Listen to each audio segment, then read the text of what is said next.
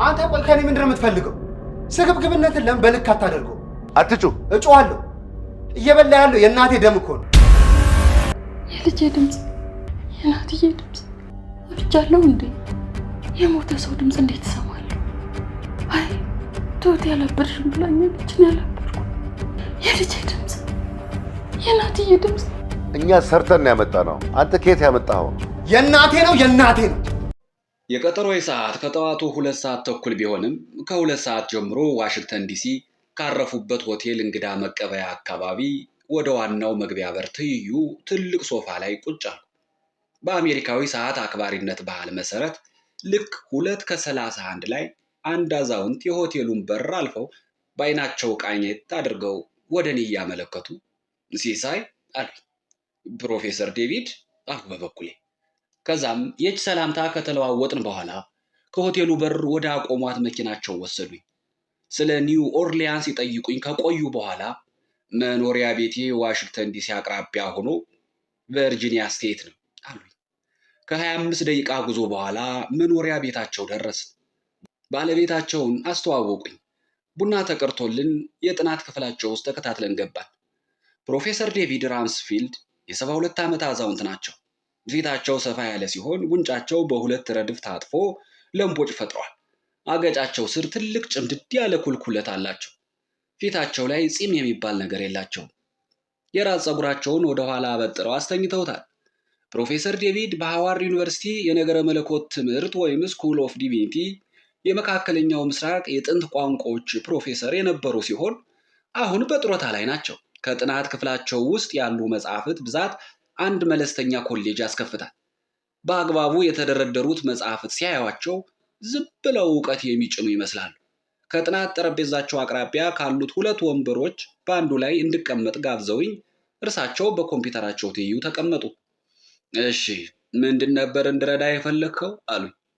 ከመጓጓቴ የተነሳ መግቢያና መውጫ ሳላበዛ የ2 ቃላት ትርጉሞችን እንዲፈልጉልኝ ነበር አልኳቸው። የየትኛው ቋንቋ ቃላት ናቸው አሉኝ። ተጽፈው ያገኘኋቸው በግዕዝ ፊደላት ቢሆንም የአርማይክ ቃላት ይመስሉኛል አልኩ። እንዴት አወቅ? ማለቴ እንዴት አርማይክ መሆኑን አወቅ አሉኝ። አይ የኔ ግምት ነው አልኩኝ። ለግምትስ መነሻ አለህ አሉኝ። አሁን ባለታሪኩ ሶሪያዊ ክርስቲያን ስለሆነ ያው ቋንቋውም አርማይክ ይሆናል ብዬ ነው አልኳቸው። ዝርዝሩ ሳልገባ ደህና ነው አሉኝና ቃላቱን እንድነግራቸው ጠየቁኝ። ከግዕዙ ፊደላት ወደ እንግሊዘኛው ፊደላት የገለበጥኩበትን ወረቀት ሰጠኋቸው። ለካስዋ በኳሳ። ወረቀቱን ተቀብለው ቃላቶቹን ለማንበብ ሞከሩና የቃላቱ ድምጸት እንደገመትኸው አርማይክ ይመስላል ብለው ትንሽ ቆዩና ችግር ሊሆን የሚችለው መጀመሪያ ከአርማይክ ወደ ግዕዝ ሲወሰድ አንተ ደግሞ ከግዕዙ ወደ እንግሊዘኛው ስትቀይረው ሊቆነጸል ወይም ሊጎተት ከቻለ አለበለዚያ ደግሞ አላስፈላጊ አናባቢ ከገባበት ነው። ይህ ደግሞ የቃሉን ትርጉም ሊያዛባው ይችላል አሉ። የእነዚህን ቃላት ትርጉም ከሳትኩ በቃ ስዳክር መኖሬ ነው አልኩ በሐሳቤ። ታዲያ እንዴት ነው የተሻለና የቀረበ ትርጉም ማግኘት የሚቻለው አልኳቸው በተማጽኖ ድምፅ። አይ እንድትረዳው አነሳሁት እንጂ ይህንን ችግር የሚቀርፍ ራሱን የቻለ የስነ ልሳን የኮምፒውተር ፕሮግራም አለኝ አሉና ኮምፒውተራቸውን ለማስነሳት ቁልፉን ተጫኑ። እፎይ አልኩ። ፕሮፌሰር ዴቪድ የዕብራይስጥን የአረበኛን ቋንቋዎች ጠንቅቀው የሚያውቁ ሲሆን አርማይክ ላይም ሰፊ ጥናትና ምርምር አድርገዋል። ዶክተር ሻሮን የአርማይክ ቋንቋ ላይ ምርምር ያደረገ ሰው ፈልጋለሁ ስላት ነበረ በተለመደው ሰፊ ኔትወርኳ እኒህን ስመጥር ፕሮፌሰር ያገናኘችኝ። ፕሮፌሰር ዴቪድ ኮምፒውተራቸውን ለስራ ዝግጁ መሆኑን ካረጋገጡ በኋላ ስለ ሶፍትዌሩ ገለጻ ጀመሩልኝ። የአንድ ቃል ትርጉም እንዲፈልግ ሲነገረው የተለያዩ የቃላት ትርጉም አማራጮችን ያቀርባል። በእያንዳንዱ አማራጭ ስር የቃሉን መሰረት ወይም ግስ፣ ቃሉ በተለያየ ጾታና ቁጥር ሲገለጽ ቃሉ ስም ወይም ቅጽል መሆኑን፣ በተለያየ አካባቢ ያለውን አነባበብ እንዲሁም ከጥንታዊ መጽሐፍት ጠቅሶ አገባቡን በምሳሌ ያስቀምጣል። ማለትም ሃይማኖታዊ ቃል ከሆነ ከመጽሐፍ ቅዱስ ወይም ከቁርአን ጥቅስ አምጥቶ ተቀራራቢ ትርጉሙን ያስቀምጣል። ጥሩ ነገሩ ደግሞ ከቀረቡት አማራጮች የራሱን ትንታኔ ሰርቶ ተፈላጊው ቃል ከቀረቡት አማራጮች ጋር ያለውን ተቀራራቢነት በፐርሰንት አስልቶ ያስቀምጣል። ለምሳሌ በአማራጭ 1 ላይ ከቀረበው ጋር 55% ኑሮት አማራጭ 3 ላይ ካለው ጋር 90% ሊሆን ይችላል። ይህ ማለት የቃሉ ትርጉም ወደ 3ኛ አማራጭ የቀረበ ነው ማለት ነው በማለት ገለጻ አደረጉ።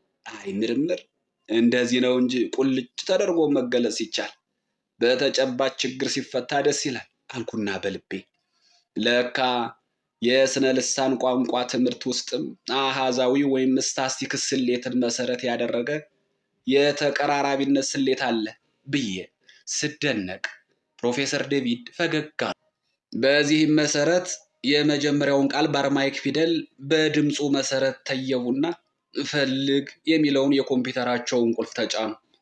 ኮምፒውተሩ ትንሽ ከማሰነ በኋላ ብዙ አማራጮቹን አቀረበ። ስሌትህን ከቃሉ ጋር አዛምድ ማች አናላይሲስ የሚለውን ቁልፍ እንደገና ሲነኩት ሲጦለወል ቆይቶ በረድፍ ይዞ ብቅ አለ። ከፍ ያለው ፐርሰንት 94% ሲሆን ይህንን ትርጉም ወስደው በስፋት እንዲያቀርብ የሚያደርገውን ቁልፍ ነኩ። ቃሉ ቅጽል ወይም አጀክቲቭ መሆኑን፣ ነጠላ ቁጥር መሆኑንና ከመጽሐፍ ቅዱስ ቲቶ ምዕራፍ 1 ቁጥር 8፣ ሐዋርያት ሥራ ምዕራፍ 2 ቁጥር 27 እንዲሁም ምዕራፍ 3 ቁጥር 14 የሚሉትን ጥቅሶች ከዘረዘረ በኋላ የቃሉን ትርጉም ጎላ አድርጎ አሳየ። ሆሊ ይላል፣ ቅዱስ ማለት ነው። ወዲያው አባ ተወልደ መድኅን ስለ አባ አድሪል የነገሩኝ ቃላት ትዝ አሉኝ። ምንድን ነበር የሚፈልገው ስላቸው ቅዱሱን ቅርስ ነዋ ነበር ያሉኝ። እስኪ ምን አለበት ቅዱሱን ቅርስ ከሚሉኝ ዝርዝር አድርገው ነግረውኝ ቢሆን ኑሮ ይህንን ያህል በሐሳብ ውጣ ወረዳ ልናጥም ነበር አልኩኝ።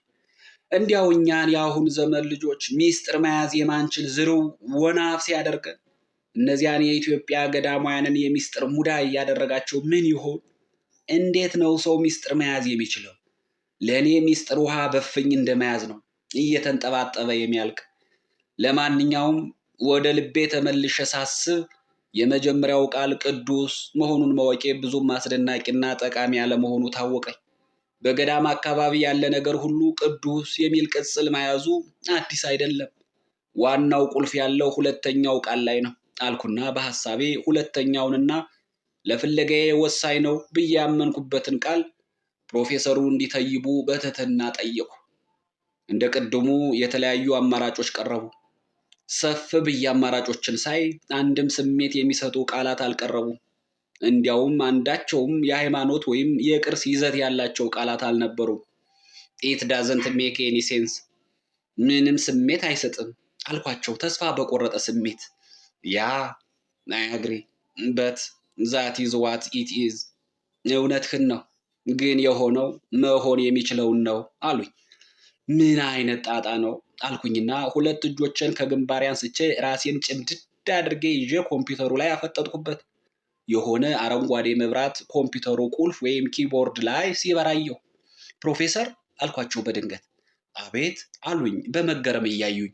ፕሮግራሙ ፊደላት በትልቁና በትንሹ በመጻፋቸው ፍለጋው ላይ ለውጥ ያመጣል አልኳቸው። የስ ኢት ኢዝ ኬስ ሴንሲቲቭ፣ አዎ በፊደሉ ሁኔታ ላይ የተመሰረተ ነው አሉ። ታዲያ እኮ ኪቦርዱ ካፕስ ሎክ ሆኗል አልኳቸው። ዋት ኦ ሺት፣ ምን አሳዛኝ አሉ። ለካ የመጀመሪያውን ቃል ትርጉም ለእኔ ለማሳየት እስክሪኑን ወደ እኔ ሲያዞሩት አብረው ኪቦርዱን ነክተውት ኑሮ ፊደላቱ በካፒታል ብቻ እንዲጻፍ አድርጎት ኖሯል። በፍለጋው ላይ አናባቢውን እንደ ተነባቢ ወይም አገላብጦ በመውሰድ ትርጉም ሊያዛባ ይችላል አሉ። እንደገና ቃላቱን በአግባቡ ተነባቢውን በካፒታል አናባቢውን በስሞል ሌተር አድርገው ጻፏቸው። ዚስ ታይም ዊ ሽድ ጌት ዘ ራይት ሚኒንግ፣ አሁን ትክክለኛውን ትርጉም እናገኘዋለን አሉ በራስ መተማመን ስሜት። ከሰከንዶች በኋላ የኮምፒውተሩ ስክሪን እንደተለመደው በአማራጮች ተሞልቶ ቀረበ። 92% ቀረቤታ ያለውን ቃላት ሙሉ መግለጫ እንዲያመጣ አዘዙት። ፕሮፌሰሩ እንደመገረም እንደመደነቅም ብለው ሃቭ ኤ ሉክ ዋት ዊ ጎት፣ ያገኘሁትን ተመልከት ብለው የኮምፒውተሩን ስክሪን ወደ እኔ ዘወር አደረጉት። ብዙ መግለጫ ከሰጠ በኋላ የመጽሐፍ ቅዱስ ጥቅስ ማቴዎስ ምዕራፍ 26 ቁጥር 27 እና ማርቆስ ምዕራፍ 9 ቁጥር 41 ጠቅሶ ቃሉን በጉልህ አስፍሮታል። መብረቅ የመታኝ ያህል ደንግጬ ኦ አምላኬ አልኩኝ። ፍዝዝ ብዬ ቀረሁ። ረጅሙን ጉዞዬን ሳስበው ያለ አቅሜ ተጎትቼ እንደገባሁበትም ተረዳሁ። ፕሮፌሰሩን ዛት ኢዝ ኢት ቴንክ ዩ ይሄው ነው አመሰግናለሁ አልኳቸው። ማይ ፕሌጀር በደስታ ነው ካሉኝ በኋላ ከእናንተ ሀገር እንኳን ይገኛል ብዬ ገምቼ አላውቅም ነበር አሉኝ በመደነቅ። ለምን አልኳቸው። በብዙ አጥኚዎችና ተመራማሪዎች እንዲሁም ባለቅኔዎች የሚነገረውና የሚታመነው በጣም የተለየ ስለሆነ አሉ። እርሳቸውን ላለማስቸገር ታክሲ እንዲመጣልኝ ስልክ ከደወልኩ በኋላ ቡና እየጠጣን ሰፊና አስገራሚ ታሪክና ማብራሪያ ሰጡኝ። በጥንቃቄና በተመስጦ እያዳመጡ ማስታወሻ ያዝኩ። ታክሲው መጥቶ ለመሳፈር ወደ በር ሳመራ የሚያስፈልግ ነገር ሲኖር በኢሜል ጠይቀኝ፣ የምችለውን ሁሉ አደርጋለሁ አሉ። ቀጥለውም ብልሁ ፕሮፌሰር ፍለጋህ አስደሳች እንዲሆን የጀርመናዊውን ባለቅኔ የወልፍራምን ፓሪዝቫል ማንበብ ያለብህ ይመስለኛል አሉኝ። ፈገግ ብዬ እሺ አልኳቸው። መጽሐፉን ማግኘት ካልቻልክ እስካን አድርጌ ልልክልህ እችላለሁ አሉኝ፣ እጃቸውን ትከሻዬ ላይ ጫን አድርገው። እየፈለግኸው ያለው ነገር ከበድ ያለ ነገር መሆኑን እረዳለሁ። እንደዚህ ያሉ ጥንታዊና ሃይማኖታዊ ቅርሶች ብዙ ጊዜ ከምናውቀውና ከተለመደው እጅግ ወጣ ባለ ሚስጥራዊ ኃይል ይጠበቃሉ። አንዳንዴም ቅርሶቹም ራሳቸውን ልዩ ኃይል ሊኖራቸው ይችላል።